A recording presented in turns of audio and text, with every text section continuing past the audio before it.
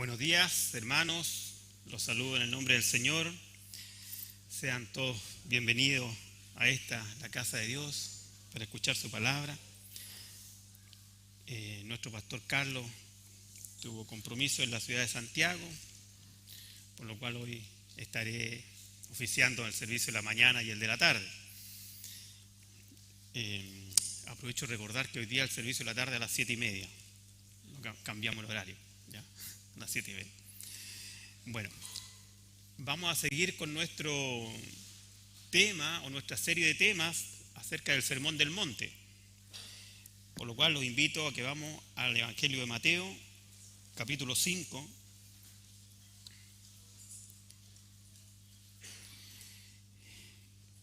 En esta serie del Sermón del Monte, o en estos temas del Sermón del Monte que hemos comenzado y esperamos estar ya hasta quizás fines de noviembre, el título de hoy lo llamaremos El llanto que produce consolación y gozo. El llanto que produce consolación y gozo. Entonces vamos a Mateo 5, vamos a leer los dos primeros versículos y el versículo 4. Dice así la palabra de Dios.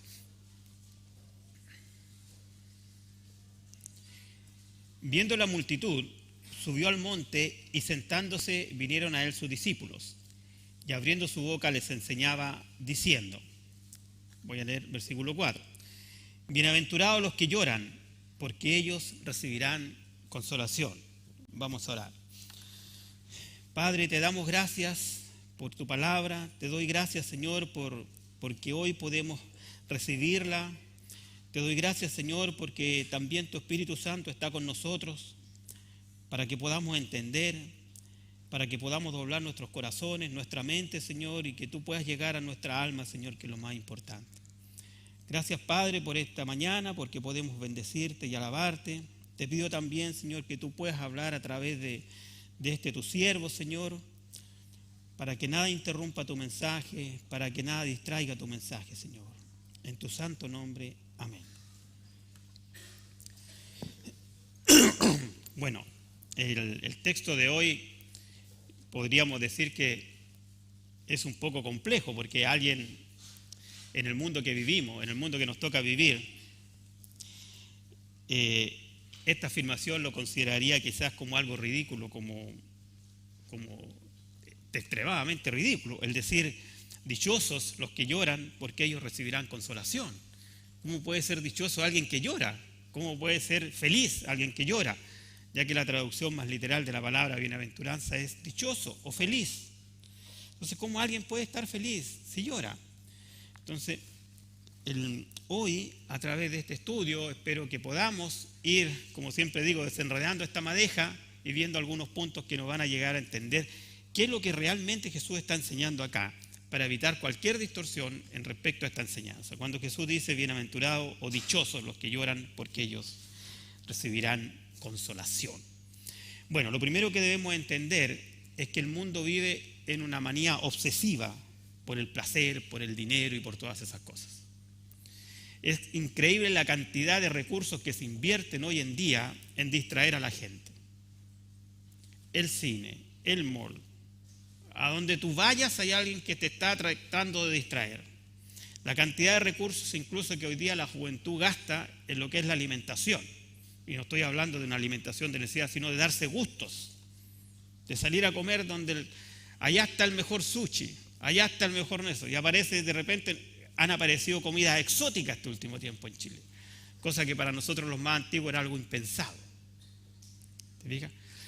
Hay una cantidad de recursos, hay una cantidad de marketing, hay una cantidad, un despliegue, por decirlo así, de talento del mundo por querer distraer a las personas, por querer darle un rato de felicidad, por querer darle una satisfacción, aunque parezca, y aunque sea corta, aunque sea pequeña, y después esa le trae tristeza. Hermano, la mayoría de las felicidades, las distracciones, los placeres del mundo son tan pequeños, son tan cortos, pero la tristeza es tan larga. Sin embargo, Jesús, acá en el Sermón del Monte, y como lo hemos estado diciendo los domingos anteriores, cuando vio a la multitud, dice, subió a un monte, pero él le habló a sus discípulos, dice, y vinieron a él sus discípulos. Entonces este sermón del monte es para nosotros que somos también discípulos de Jesús. No es solo para los discípulos de aquella época, no es solo para sus 12 apóstoles, eran grandes multitudes. Dice que por ahí cerca una vez alimentó a 5.000 personas. Esa era la cantidad de gente que aproximadamente seguía a Jesús. Entonces, nosotros hoy en día estamos nuevamente frente a algo que tiene un significado enteramente espiritual. Cuando hablamos de llorar, hablamos de un lloro también espiritual. Así como el domingo anterior estábamos hablando de que bienaventurados los pobres en espíritu, ¿cierto? Porque decíamos, ellos serán, de ellos es el reino de los cielos. No estábamos hablando de pobres materiales, hablamos de pobres en espíritu. Y hablamos de la necesidad de ser pobre en el sentido de que primero te tienes que rendir. El apóstol Pedro lo dice más adelante, humillaos pues bajo la poderosa mano de Dios para que los exalte cuando fuera tiempo. Entonces ese pobre en espíritu es del que habla acá Jesús. Y ahora nos está hablando del que llora. Hermanos, para ser exaltado por Dios, para ser levantado por Dios, primero tienes que caer. Tienes que caer de rodillas. Si no caes de rodillas no vas a ser exaltado por Dios. Pero Jesús no está hablando, como les dije antes acá, del dolor que puede producir la muerte de algún ser querido o alguna enfermedad, porque esto no es un masoquismo, no es un tema de ese tipo.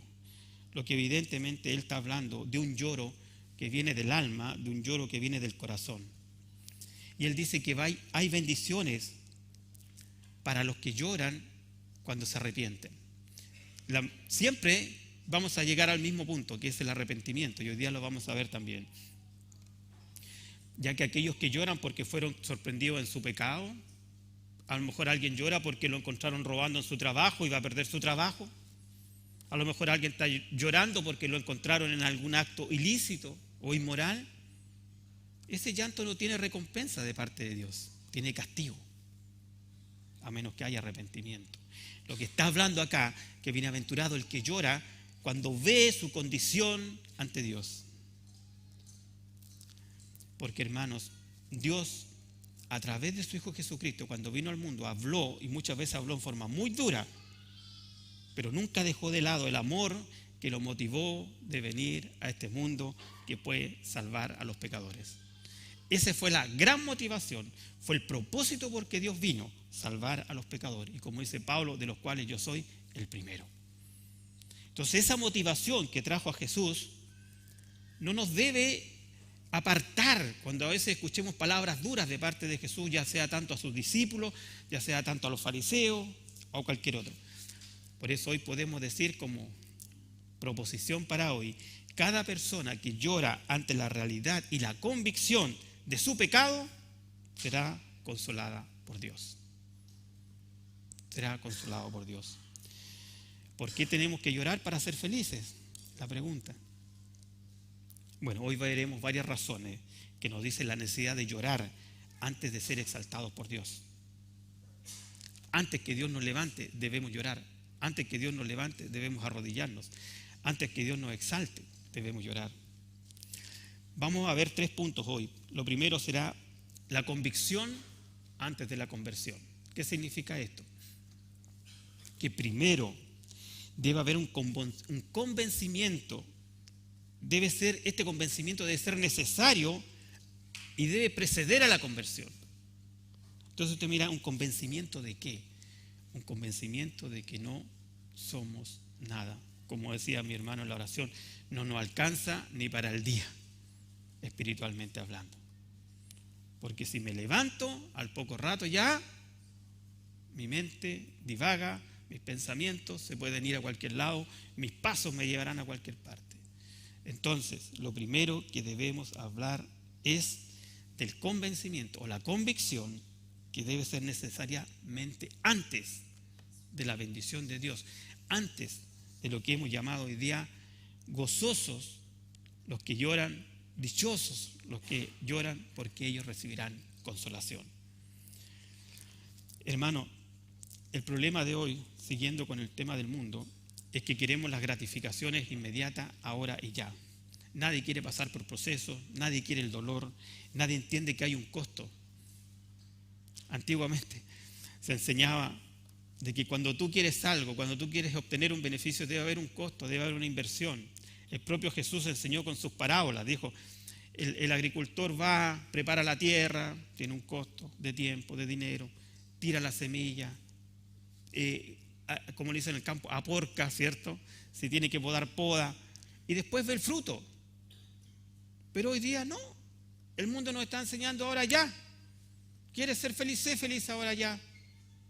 Segundos, minutos, hermanos, un minuto de placer puede acabar toda tu vida.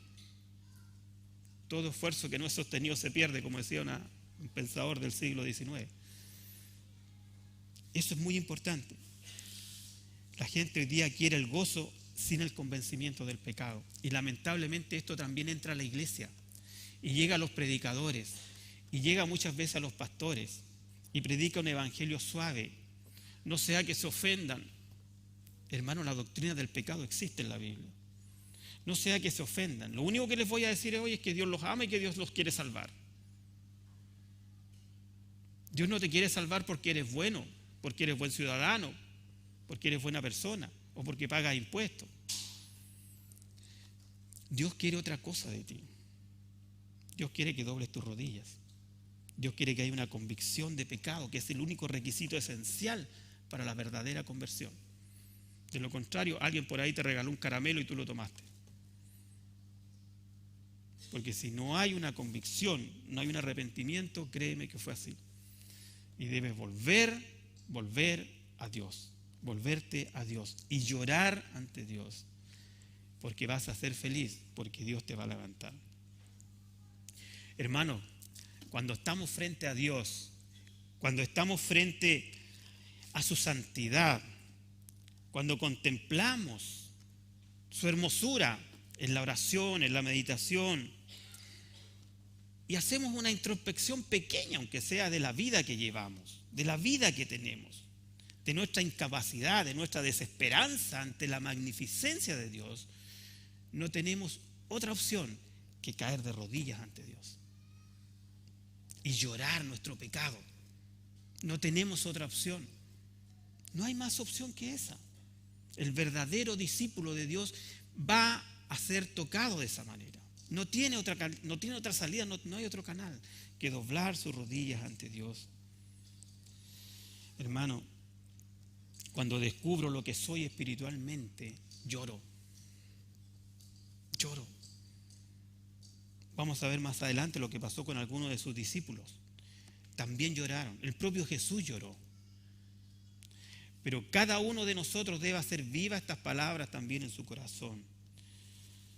Algunos por ahí dicen, algunos hombres sabios, que es bueno dedicar algunos momentos del día, algunos minutos, al terminar ya el día, y meditar y decir, ¿qué he hecho hoy? ¿Cómo me comporté hoy? ¿Sigo siendo el mismo tipo de antes, celoso, egoísta, mal genio? ¿Me he comportado así? ¿Sigo siendo aquel tipo que se crió en esa cultura, no sé, machista, prepotente, macanuda? ¿O estoy siendo un siervo de Dios? ¿Estoy siendo doblegado por Dios? ¿Qué he hecho? ¿Qué he dicho?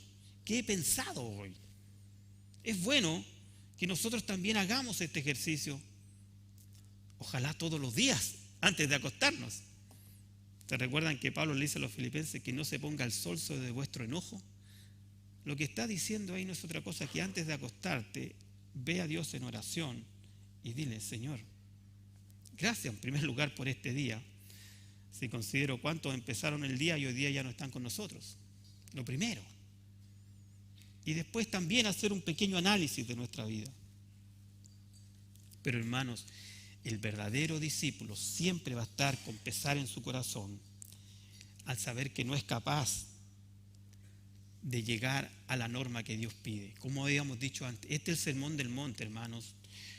No es una norma de conducta para alcanzar salvación, ya que nadie es salvo por obra. El pastor Carlos lo ha dicho a ustedes en la mañana montones de veces, en la tarde repetimos lo mismo. Nadie va a ser salvo por obra. Si fuera por nuestras obras estamos todos condenados. Si fuera por mi conducta, si fuera por mis capacidades, mis talentos, mi espiritualidad, mi santidad. No es por eso. Este sermón del monte está acá como el resultado, el producto de la gracia de Dios y de la obra del Espíritu Santo en cada uno de sus hijos. Por eso es que les leí los 2 primeros versículos, porque él dice, y vinieron a él sus discípulos, y abriendo la boca les enseñaba. ¿A quién? A sus discípulos, a nosotros. Entonces este sermón del monte es para los hijos de Dios, que entiendan que solo a través de la gracia y a través del poder de su Espíritu Santo podemos recién llegar a llorar al ver la grandeza y la santidad de Dios. Los profetas de la antigüedad caían de rodillas, decían que no podían ver la gloria de Dios porque morían, eran consumidos. Cuando Moisés baja del monte y dice que en su espalda se veía como un rayo, que era como la santidad de Dios, todos se tapaban, nadie quería ver eso, por ver la magnificencia y la grandeza de Dios. Hermanos, cada uno de nosotros, como les dije antes, es necesario que también seamos honestos en esto. Y cuando termina el día digamos, ¿por qué tengo esos pensamientos hostiles? Como les dije, de celos, de envidia, a lo mejor con mi colega, con mi pariente, no sé. ¿Qué trabajo está haciendo el Espíritu Santo en cada uno de nosotros? ¿Cómo está trabajando? Si no solo pensemos que son pecados, esos grandes pecados que destruyen familia, no. También esas cosas chicas que a veces dejamos pasar. Ese comentario malintencionado, esa palabra inapropiada, eso que dejamos deslizar muchas veces. Seamos bendición. Para un hijo de Dios que sinceramente quiere hacer la voluntad de Dios, siempre, hermanos, va a estar o va a llorar por su pecado. Como les dije antes, no tiene sentido llorar o arrepentirte o tener remordimiento por cosas o consecuencias de tu pecado, porque eso no trae bendición, a menos que haya un arrepentimiento sincero. El mundo hoy, como les dije, nos acarrea, y a la juventud peor, cada día más. Por eso debemos orar siempre por nuestros jóvenes, por nuestros hijos. La juventud está bombardeada por Satanás. La televisión, que esto, que lo otro. Ya parece que nada tiene límite. Antiguamente, cuando éramos pequeños, éramos felices porque un día íbamos a la playa. Yo vivía en el sur y cuando podíamos ir al lago, para que se haga una distancia, quedaba aproximadamente 140, 130 kilómetros del lago. Pero era toda una bendición y una travesía llegar al lago, porque ni los caminos estaban pavimentados, digamos. Entonces, era algo tan hermoso. Hoy día la gente no se satisface con nada. Quiere más, más y más. Y busca placer, y busca alegría, y busca llegar, llenar ese espacio interior. Pero solamente van a ser felices y dichosos los que lloran. Veamos Hebreos, vamos a ver algunos pasajes. He hablado mucho y yo sé que a todos ustedes les gusta ver los pasajes. Así que vamos a ir a Hebreos capítulo 11. Hebreos capítulo 11. Aquí en Hebreos capítulo 11 hay una galería, que es la galería de los héroes de la fe. Y de todos los héroes de la fe, voy a tomar a uno que me gusta mucho, porque su actitud, él tomó una resolución, él tomó una decisión en su vida. Hermanos, igual como Daniel dijo, yo propongo en mi corazón no contaminarme con la comida del rey. Y fue una decisión la que él tomó. La Biblia nos dice que aquí en Hebreos capítulo 11, voy a leer el versículo 24, de este gran siervo de Dios. ¿Por qué digo gran siervo de Dios? Porque el propio Señor, para los que anotan, Josué capítulo 1, cuando Josué sucede a Moisés, Dios mismo escribe ahí en Josué, en el capítulo 1 dice, mi siervo Moisés ha muerto. Moisés fue el más grande de todos los líderes de la antigüedad. Hasta el día de hoy Israel lo recuerda como el gran líder del pueblo de Israel, a Moisés. Sin embargo, a los ojos de Dios era un siervo. Mi siervo Moisés ha muerto. Y fíjate lo que dice acá en Hebreos 11, versículo 24. Por la fe Moisés, hecho ya grande, siendo un hombre, rehusó llamarse hijo de la hija de Faraón escogiendo antes ser maltratado con el pueblo de Dios que gozar de los deleites temporales del pecado, teniendo por mayores riquezas el vituperio de Cristo que los tesoros de los egipcios, porque tenía puesta la mirada en el galardón. Moisés prefirió ser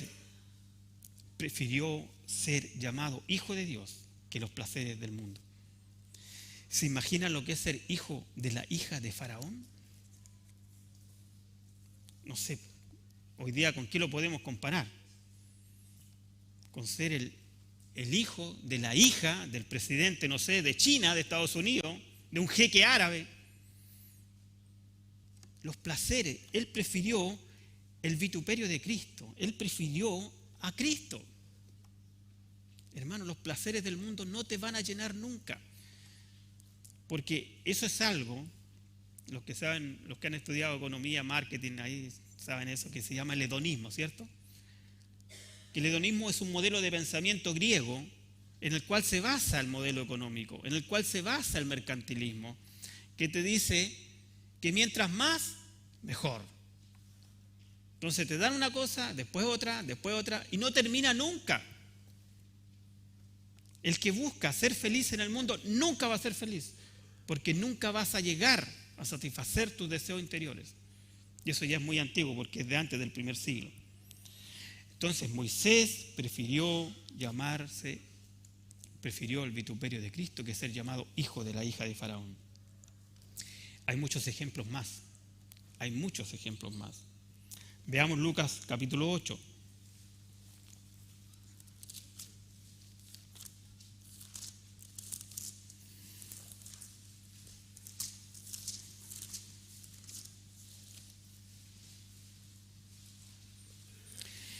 En Lucas capítulo 8, hermanos, nos habla de la parábola del sembrador.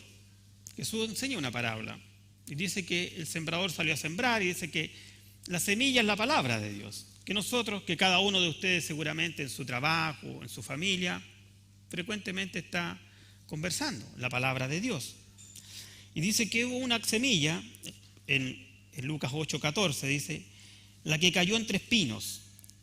Estos, se refiere a las personas, son los que oyen la palabra, pero yéndose son ahogados por los afanes y las riquezas y los placeres de la vida y no llevan fruto. Que no sea así con nosotros, hermano. Que escuchamos la palabra, pero los placeres de la vida no nos hacen llevar fruto. Crece entre espinos.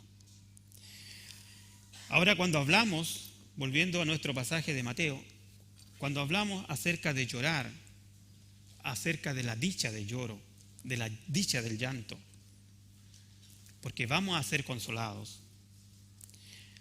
Como segundo punto, debemos diferenciar claramente lo que es la tristeza del mundo que lo que es la tristeza que puede generarse en el Hijo de Dios.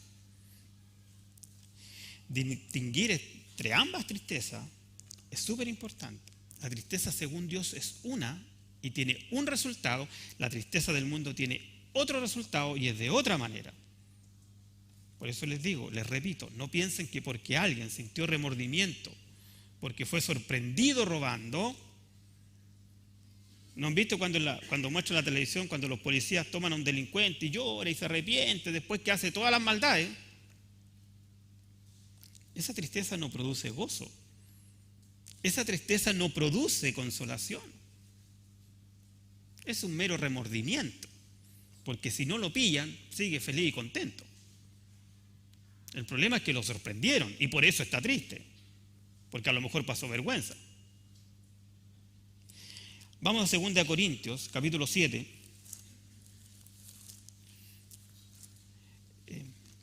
Voy a ir lento a buscar porque siempre me dicen que voy muy rápido. Entonces, como seguramente en la mañana el pastor Carlos va más lento, vamos a ir lento. 2 Corintios, capítulo 7. Vamos a leer el versículo 9 hasta el 10. 2 Corintios 7, 9 dice así.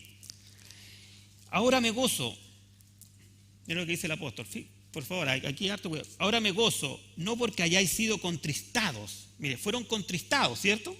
¿Qué es ser contristados? Fueron entristecidos, ¿cierto? fueron entristecidos. Ahora me gozo, no porque hayáis sido contristados, sino porque fuisteis contristados para arrepentimiento. O sea, el apóstol no se goza porque se contristaron solamente, sino que porque se contristaron para arrepentimiento. Entonces, esa tristeza generó en ellos un arrepentimiento. Y al generar un arrepentimiento, porque habéis sido contristados, dice, sigo leyendo, según Dios, porque Dios te contristó. Dios provocó esa tristeza en tu alma que generó en ti, te llevó a un arrepentimiento. Dice, para que ninguna pérdida padecieses por nuestra parte, para que no te pierdas. Dios generó esa tristeza. Hermanos, antes, así como la soberbia precede a la caída, el arrepentimiento y este contristar precede a la exaltación de Dios. Y mira cómo sigue el versículo 10. Dice así: porque la tristeza que es según Dios, ¿qué hace? Produce arrepentimiento para salvación. La tristeza de Dios produce arrepentimiento para salvación. ¿Estamos entendiendo más la bienaventuranza ahora? ¿Cierto? La tristeza que es según Dios produce arrepentimiento para salvación. Después coma, dice, pero la tristeza del mundo produce muerte. La tristeza del mundo produce muerte. Lo vamos a ver también de qué manera esta tristeza del mundo produce muerte. Porque la tristeza del mundo no te lleva al arrepentimiento. Te puede llevar a un remordimiento, conciencia, pero ni eso es suficiente, porque el propio apóstol dice después que hay algunos que cauterizaron la conciencia. Entonces así no les pasa nada, se bloquearon, cauterizaron. Y como cauterizaron la conciencia, ni siquiera tienen conciencia de pecado. Ni siquiera sienten que lo que está haciendo es incorrecto, porque ya cauterizaron la conciencia. Bueno, hermano, el pueblo fue rebelde desde la antigüedad. Si nosotros seguimos analizando, seguimos viendo para atrás en el Antiguo Testamento, el pueblo ya fue rebelde. Y este arrepentimiento que habla acá 2 Corintios, donde dice que ese arrepentimiento del mundo no produce bendición, es lo mismo que pasa cuando una persona, después de haber tomado toda su vida, de haber sido un alcohólico, un borracho, tiene problemas de hígado, tiene problemas de enfermedades, o se está muriendo producto de su pecado y se arrepiente, pero ese arrepentimiento no trae consolación. O como el fumador empedernido que llora porque ya se le viene el cáncer, tampoco trae consolación. Muchos se dan cuenta porque están fracasando en su vida matrimonial, pero si no te vas a Dios, no hay arrepentimiento, no va a haber consolación. Créanme que es así. Como decían por ahí, Satanás es muy hábil. En un segundo te quita lo que construiste toda una vida, porque él quiere verte derrotado. Y cuando, permiso, me voy a sacar esto, me dio calor.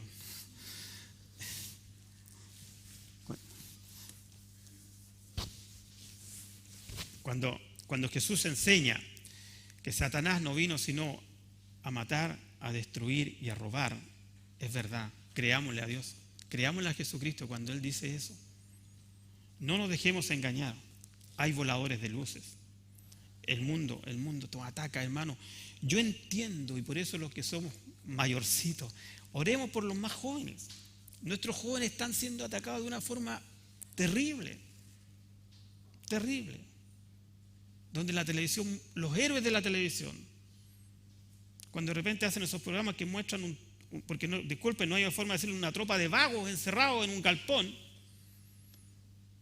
que toman, que bailan, que tienen sexo, y ese es el modelo que le muestran a la juventud. Y muchos jóvenes quieren ser como ellos, muchas señoritas quieren ser como la niña que está ahí. Hermano, eso no. Veamos lo que pasó, como les dije antes.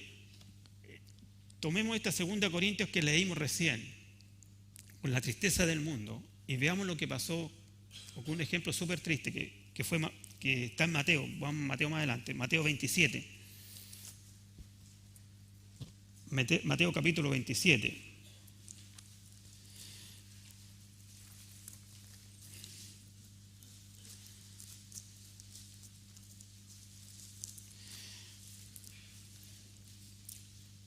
Todos los aquí presentes, asumo, sabemos la historia de Judas, ¿cierto?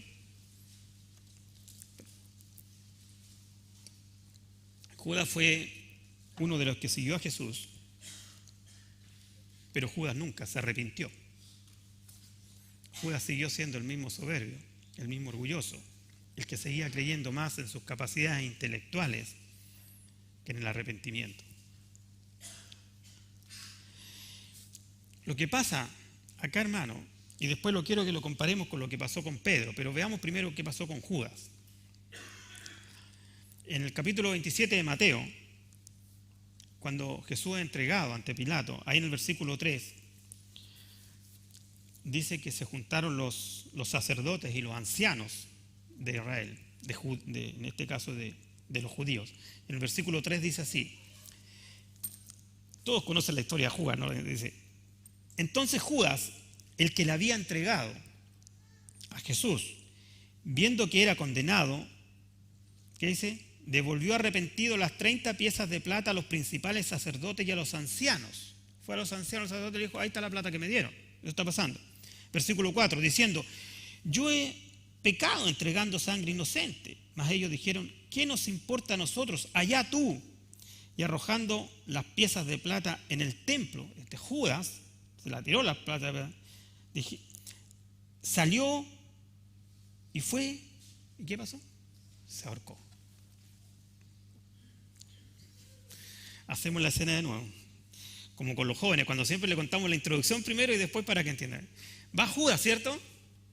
Dice, no es correcto lo que hizo. Están matando a un inocente. Yo no quería que lo mataran, no sé qué quería, no sé qué pensaba. Ahí está la plata. No, le dicen los. La devuelve, la tira. Va, enojado, toma una decisión, se ahorca. Ese es el arrepentimiento del mundo, hermano. Ese es el remordimiento del mundo. Te lleva a eso. ¿Cuántos hay de los que se suicidan producto de su pecado? Montones. Al verse acorralados, al verse enfrentados, toman decisiones de este tipo. Judas tomó una decisión incorrecta en varios sentidos, en muchos sentidos, pero quiero analizar una sola esta mañana, para que no nos confundamos. Cuando decimos que Jesús es el camino, la verdad y la vida, y nadie viene al Padre si no es por Él, es una declaración que está ahí también en nuestros principios, que dice el propio Jesús. Es la verdad, es lo que le enseñamos a nuestros jóvenes y es lo que tenemos que predicar siempre. ¿Qué pasó con Judas? Judas fue a donde los sacerdotes, a donde los ancianos, los cuales no pueden darte perdón, los cuales no pueden hacer nada por ti, para tu salvación estoy hablando. Ellos no te salvan, la religión no te salva, el asistir a la iglesia no te salva.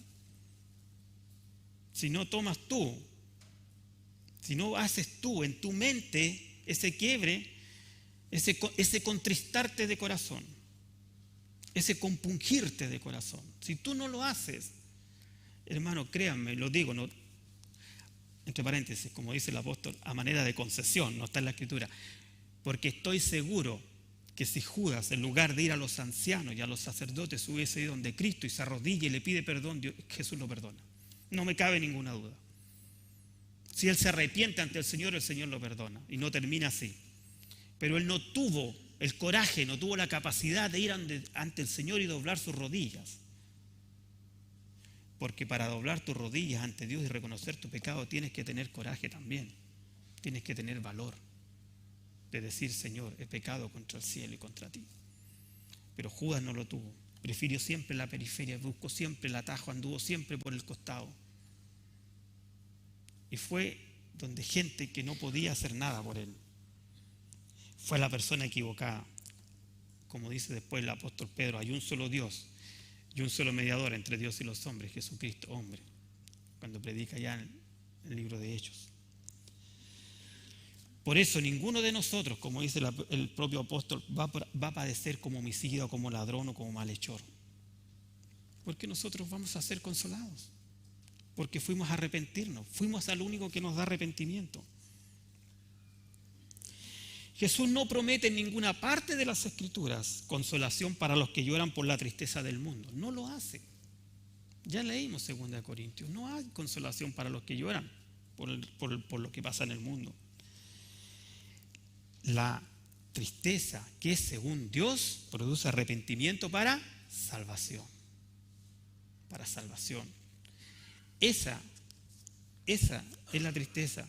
Dice, porque la tristeza, repito, no es necesario que vayan, 2 Corintios decía, porque la tristeza que es según Dios produce arrepentimiento para salvación.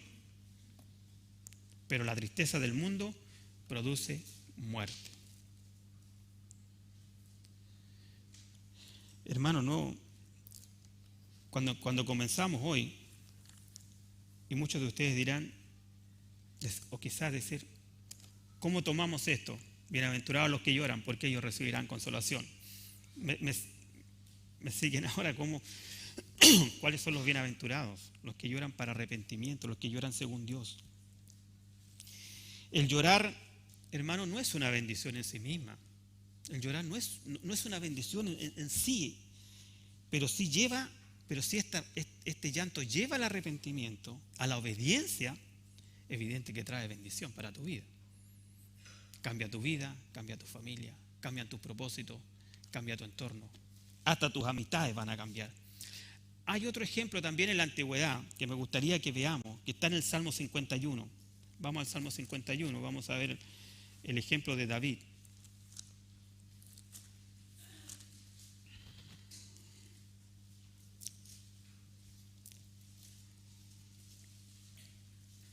En el Salmo 51,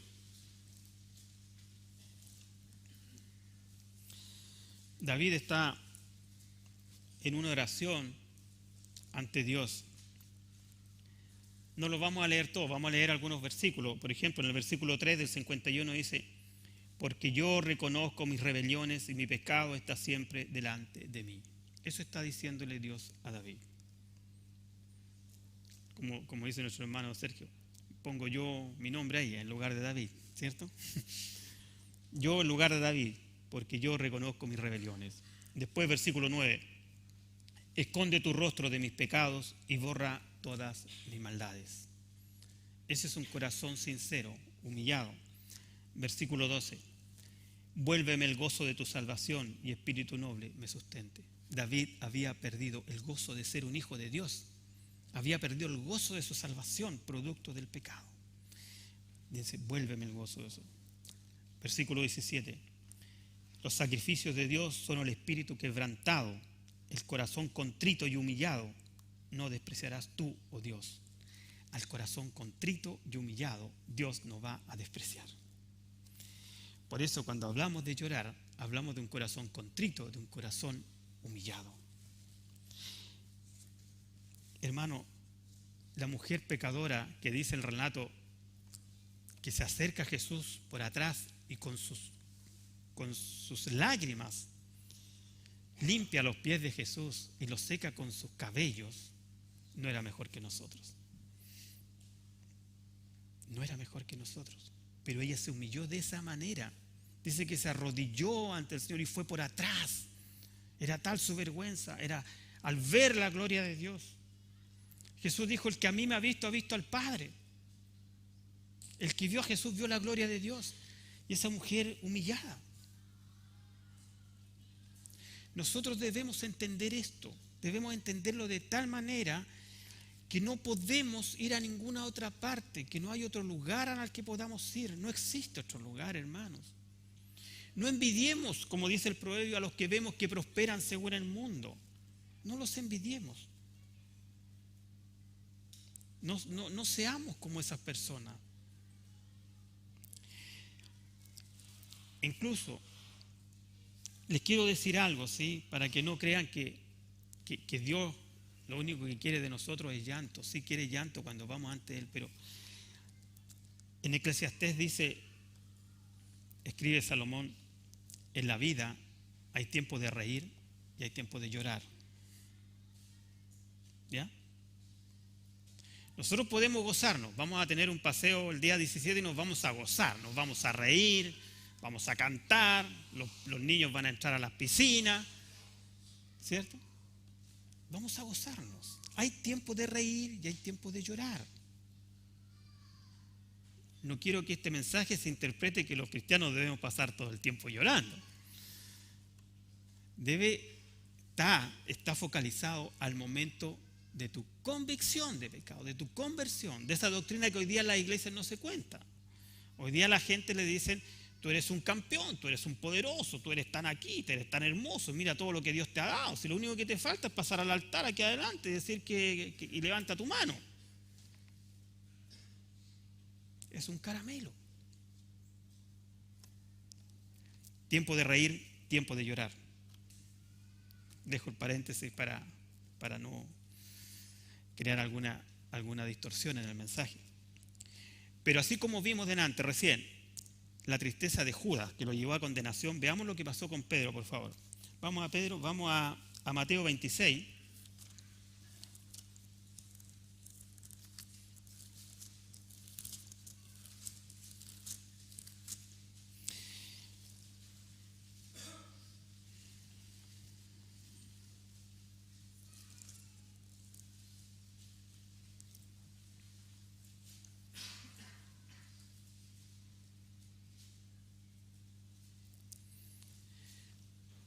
Sé que no tenemos mucho tiempo, pero igual quisiera leer por el contexto un poco más del pasaje, así que voy a tomarlo del versículo 69, vamos a leer hasta el 75. Jesús, ustedes se recuerdan, le dijo a Pedro que lo iba a negar, pero él también oraba para que su fe no decaiga, dijo. Bueno, el 69 dice: Pedro estaba sentado fuera en el patio y se le acercó una criada diciendo: tú también estabas con Jesús el Galileo. Mas él negó delante de todo diciendo: no sé lo que dices. Saliendo él a la puerta, le dio otra y dijo a los que estaban allí: también este estaba con Jesús el Nazareno. Pero él negó otra vez con juramento: no conozco al hombre. Un poco después, acercándose los que allí estaban, dijeron a Pedro: verdaderamente, también tú eres de ellos, porque aún tu manera de hablar te descubre. Entonces él comenzó a maldecir y a jurar: no conozco al hombre. ¿Y saben lo que pasa? Dice: y enseguida cantó el gallo. Qué cosa más triste. Entonces Pedro se acordó de las palabras de Jesús que le había dicho: antes que cante el gallo me negarás 3 veces. Y saliendo fuera lloró amargamente. Ese llanto es muy distinto al llanto de Judas. Él lloró amargamente. Dicen algunos historiadores, los que estudian el griego y la palabra, que era como algo de la hiel, cuando algo así de amargura que se le venía. Pedro lloró con amargura porque recordó las palabras de Jesús y se dio cuenta que había negado a su Señor, a su Adonai, a su Elohim. Él lo había negado y lloró amargamente. Hermano, ¿cuántas veces nosotros negamos a Dios con nuestra actitud? ¿Cuántas veces negamos a Dios con nuestra conducta, con nuestra forma de ser? Y ahí es cuando el cristiano debe de nuevo llorar. Y así parece que fuera nuestra vida. Lloramos, nos gozamos, lloramos, nos gozamos. Porque el verdadero cristiano, cada vez que comete un pecado, va a llorar y va a ir a Jesús arrepentido. No va a ir a los sacerdotes, no va a ir a los escribas, no va a ir a los fariseos, ni a los expertos de la ley. No va a ir ante un teólogo. Va a ir a Jesús mismo. Entonces tenemos a Pedro, que es un ejemplo. Es un ejemplo. ¿Por qué es un ejemplo? Porque a pesar de haber caído, supo levantarse, porque supo ir al único que le podía dar perdón, Jesucristo. Hermanos, es imposible arrepentirse si no hay tristeza por los pecados. Es necesario sentir tristeza, no solo vergüenza, no solo remordimiento, por favor. Porque eso puede ser, como le he repetido todo este rato, producto solamente de que te descubrieron y nada más. El verdadero arrepentimiento acarrea un cambio de actitud. Cuando una persona está arrepentida, cambia su forma de ser, cambia su vida.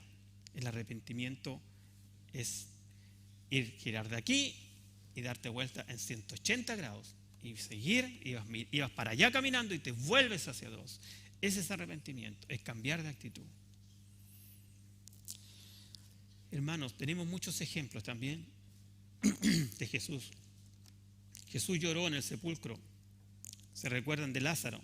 Marta y María, los amigos de Jesús, ¿cierto? Dice que Jesús estaba en otra ciudad. Les voy a contar el relato porque es muy largo todo. Todas las historias son muy largas. Entonces dice que llegó un mensajero de María y Marta donde estaba Jesús y le dice: Señor, Lázaro, al que tú amas, está muy enfermo, enfermo de muerte. Jesús le dice: deja. Esta enfermedad no es para muerte, sino que es para la gloria de Dios. Juan capítulo 11, para los que anotan. Es para la gloria de Dios. Va el mensajero y le cuenta a María y Marta. Llega Jesús y todos llorando, todos muy tristes por la muerte de Lázaro. Y Jesús dice el relato que lloró también. Jesús lloró después también por Jerusalén. Dice que Jesús lloró con Jerusalén cuando vio a Jerusalén, lloró. Pero ¿por qué lloró Jesús? Jesús no lloró porque Lázaro había muerto. Él dijo: yo voy y lo voy a resucitar. Jesús sabía que lo iba a resucitar, sabía que esa enfermedad era para la gloria de Dios. Él era Dios mismo viviendo con nosotros. Jesús no estaba llorando porque Lázaro murió.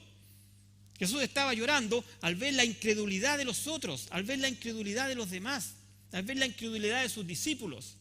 Igual como Jesús lloró por Jerusalén, porque vio y sabía que Jerusalén, que la gente del pueblo de Jerusalén no se arrepentía. Por eso llora Jesús. Por su condición, por su corazón duro. Y eso es lo que a nosotros también nos debe llorar, hacer llorar cuando vemos a un sobrino, a un tío, a un hijo, a un pariente, a un abuelo que endurece su corazón y que no entiende. Nosotros deberíamos llorar ante Dios también, porque no siempre vamos a llorar por nosotros solamente. También hay personas que necesitan a Dios. Toda persona necesita a Dios. Y eso debería provocar una tristeza en nosotros también al ver la dureza de su corazón. Como le provocó a Jesús la tristeza de la gente de Jerusalén. Como le provocó a Jesús la tristeza del entorno de Lázaro. Jesús no lloró porque Lázaro murió, porque él sabía lo que iba a hacer. Él sabía que lo iba a ir a resucitar. Él lo dice en el relato, después léanlo con calma en su casa. Jesús llora al ver esos corazones duros, esos corazones soberbios que no se arrepienten. Y es lo que nos debe llevar a nosotros cada día en oración, con súplica, con llanto, por aquellos que aún no se arrepienten. Hermano, el que verdaderamente llora por su estado y por su condición, ese alcanzará consolación. Los otros no alcanzarán consolación, no van a tener consolación. Pablo después escribe a los romanos y les dice: cuando un cristiano ve su condición irremediablemente pecaminosa, que en sus propios medios no puede hacer nada, y que busca al Salvador, y que encuentra a Jesucristo como el único Salvador. ¿Saben lo que dice Pablo en Romanos 7? Miserable de mí, miserable de mí.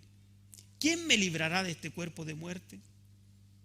¿Quién me librará? Eso dice el propio apóstol Pablo. ¿Qué queda para nosotros? Él dice, pero más adelante el propio apóstol dice: gracias doy a Dios por Jesucristo, nuestro Señor. Y esa es nuestra salida, esa es nuestra válvula de escape. El pesar más hondo nos va a conducir al gozo más grande cuando hay arrepentimiento. El pesar más hondo nos va a llevar al gozo más grande. Y Pablo sigue ahí en el capítulo 8 de Romanos, después pasa al 7, después pasa al 8, dice que hasta ahora, dice, gemimos. Y la naturaleza entera gime, dice. ¿Por qué? Porque el pecado sigue en el mundo, hasta esperar ese glorioso día en que nuestros cuerpos serán transformados. Dice, en la actualidad, dice que en la actualidad nosotros estamos gemiendo, que la naturaleza gime. Y prosigue, pero hay una gloria venidera en la cual seremos transformados y podemos ver a Cristo cara a cara. Vamos a ver a Cristo cara a cara. Eso va pasando con nosotros. Esa es la evolución del cristiano. Como siempre les digo, cuando Cuando Juan escribe en su primera carta de Juan que somos semejantes a Cristo, y alguien dice, pero ¿cómo yo voy a ser semejante a Cristo? Y te encuentro razón, hermano, porque tampoco yo me miro y digo, no soy semejante a Cristo. Pero lo que está diciendo el apóstol es que Cristo es el gran roble que da sombra en verano, que cobija en invierno. Nosotros somos pequeños roblecitos, pero somos un roble también. ¿Me siguen? Y algún día seremos transformados en nuestros cuerpos y llegaremos a ser como Cristo. Pero somos de la misma estructura genética cuando fuimos salvados, cuando el Espíritu Santo vino a morar a ti, el día que te creíste. Dice el apóstol que entró a morar a ti es Dios mismo, Cristo y el Espíritu Santo. Entonces ahí cambió nuestro ADN y somos ese roble pequeño, ese árbol pequeño. Quizás nos da mucha sombra, quizás nos cobija mucho, pero algún día seremos como ese gran roble, como ese gran árbol. Continúa Romanos capítulo 28 y dice, capítulo 8, ya en los últimos versículos el apóstol dice, y sabemos que a los que aman a Dios todas las cosas les ayudan a bien. Esto es conforme a los que son llamados, porque a los que llamó, a los que predestinó, antes los llamó, los escogió. Entonces después él mismo dice, y si Dios fue por nosotros, ¿quién contra nosotros? Y ahí empezamos a sentir y a entender este gozo.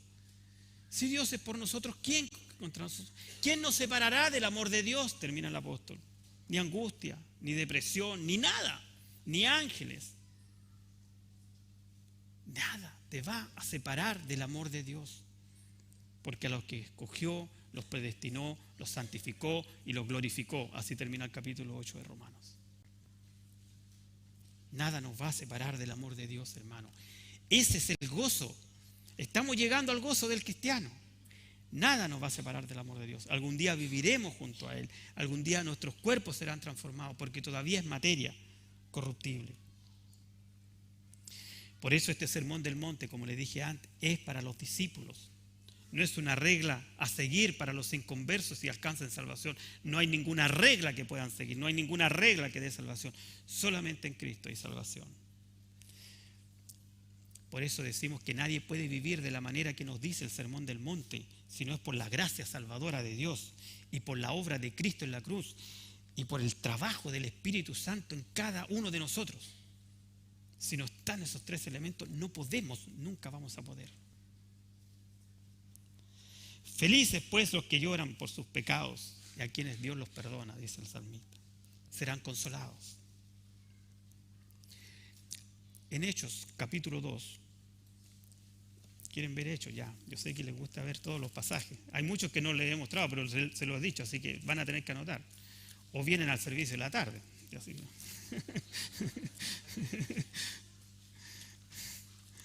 Hechos, capítulo 2. En Hechos, capítulo 2, dice que Pedro predicó. Y saben, el versículo 41 dice, así que los que recibieron su palabra fueron bautizados y se añadieron aquel día como 3,000 personas. 3,000 personas. Pero ¿qué fue lo que predicó Pedro que hizo que 3,000 personas se convirtieran y se bautizaran? ¿Qué dice el versículo? Vamos al versículo 37 dice eso. Los que escuchaban, dice los que oían. Y al oír esto, ¿qué dice? Se compungieron de corazón y dijeron a Pedro y a los otros apóstoles, ¿qué es compungirse? Llorar, entristecerse. Varones hermanos, ¿qué haremos? Pedro en el versículo 38 les dice, arrepentíos y bautícese cada uno de vosotros en el nombre de Jesucristo para perdón de los pecados y recibiréis el don del Espíritu Santo. Entonces, arrepiéntanse y creen. Si estás compungido de corazón, arrepiéntete y cree. No vayas donde los hombres que se dicen sabios. No vayas a otros, solamente en Cristo hay salvación. Hermanos, yo sé que por ahí, como les dije, andan muchos predicadores diciendo muchas cosas. Nosotros tomamos una línea que es hablar la palabra de Cristo. Y la palabra de Cristo habla de pecado. La doctrina del pecado está acá. Habla de arrepentimiento. Habla que debemos de llorar. antes de recibir la consolación. Habla que Dios resiste a los soberbios y da gracia a los humildes. Como dice la propia palabra también, dice el profeta Isaías, y los redimidos de Jehová volverán y vendrán con gozo a Sión. Esa es la esperanza para nosotros. Los que sembraron con lágrimas, dice el salmista, con regocijo segarán. Irán andando y cantando y llevando las gavillas. Eso dice el Salmo 126. Esos son. Jesucristo, hermano, es el camino. Apocalipsis incluso termina, ya el último libro de la Biblia dice que el Señor enjugará toda lágrima de nosotros. Ya no habrá más llanto ni más dolor. Eso es lo que tenemos, eso es lo que nos viene. Jesucristo es el camino, la verdad y la vida. Versículos que los aprendemos desde niños, los chicos en la escuela dominical. Para terminar, quiero ver un último pasaje que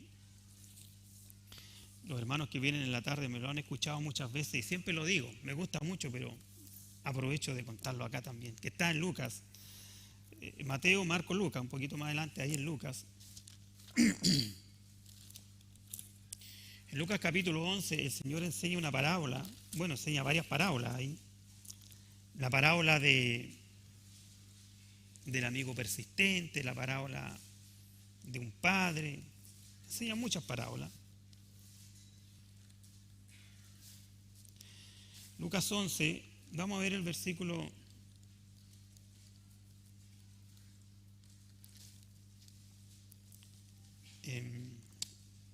Lucas 11 de 18 al 20, espérate un poquito eso.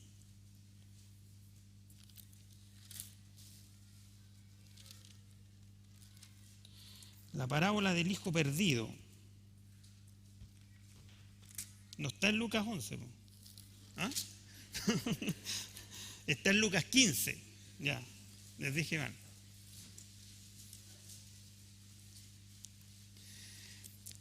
Bueno, ahí en Lucas 15 el Señor está hablando de la oveja perdida, de la moneda perdida y del hijo perdido. En aquella época una oveja tenía un valor económico, una moneda tenía un valor financiero, pero un hijo tiene un valor incalculable, que no podemos medir.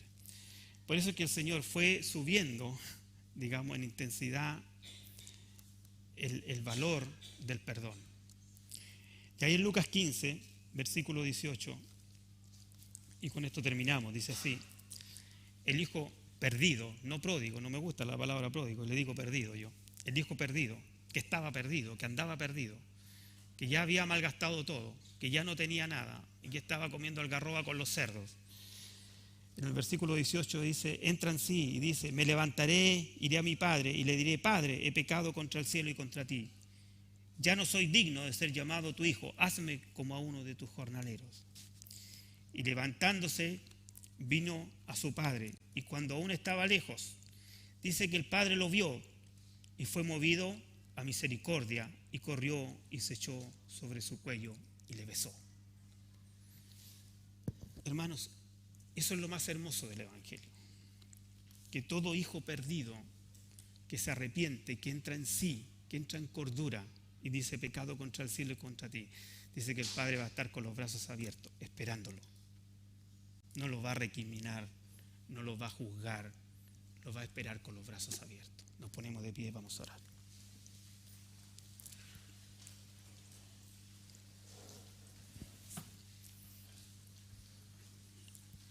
Padre, te damos gracias porque somos tus hijos. Te damos gracias, Señor, por esta palabra también que ha sido expuesta hoy. Y como siempre, Señor, llamamos al arrepentimiento. Si en esta mañana, en este templo, Señor, o las personas que quizás nos estuvieron viendo a través de la señal, o que nos verán mañana, o otro día, no sé cuándo, Señor, hay alguno de tus hijos, Señor, que está perdido, que tenga el valor, la convicción y la capacidad de levantarse e ir a la casa del Padre y confesar su pecado. Señor, te pido porque sabemos que tu palabra no vuelve vacía y sabemos que hoy, Señor, como siempre, Señor, va a impactar a aquel que tú has destinado que sea impactado. Aquella persona, Señor, por la cual quizás por muchos años ha andado perdido, ha andado vagando y terminó comiendo algarroba con los cerdos, Señor. Te pido por él, porque doble su rodilla. Y si tú sientes que lo que se ha dicho hoy día es para ti, como que es casi individual, Señor, el mensaje, créeme que es así. Porque Dios lo ha hecho así. Porque es el Espíritu Santo que ha tocado tu corazón. Y por eso lo único que te pido, que te arrepientas. Como dice el apóstol Pablo, te ruego por las misericordias de Dios que te arrepientas. Que hagas una sencilla oración y diciéndole: Padre, he pecado contra el cielo y contra ti. Perdóname. Acepto a Jesucristo como mi único y suficiente Salvador. Creo que vino al mundo a morir y perdona todos mis pecados. Gracias, Señor, porque si alguien esta mañana ha tomado conciencia de su pecado, de que ha pecado contra ti, tú lo has perdonado, Señor. Gracias te damos por aquellas ovejas perdidas que vagan todavía sin pastor, como dice tu palabra. Te pedimos, Señor, que tú los renueves y que tú los llenes de tu bendición, porque todos los que lloran, Señor, recibirán consolación. En el nombre de Jesús, nuestro Señor